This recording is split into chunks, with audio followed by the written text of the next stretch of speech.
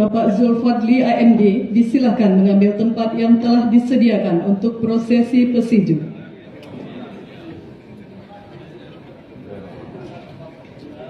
Kepada Paduka Yang Mulia Wali Nagro Aceh Tengku Malik Mahmud Al-Haithar disilakan menuju tempat yang telah ditentukan.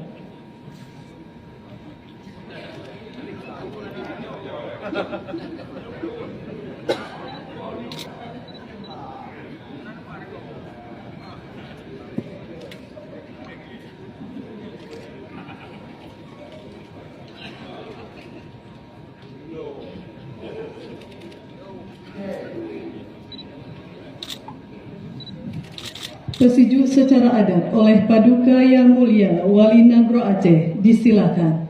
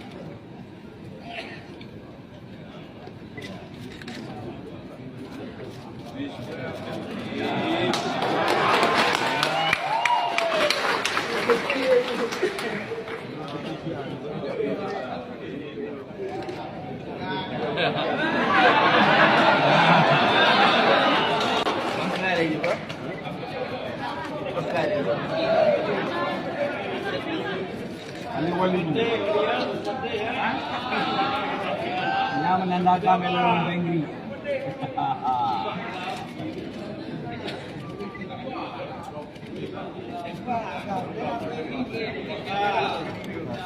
Kepada Paduka Yang Mulia Wali Nagro Aceh disilakan kembali ke tempat.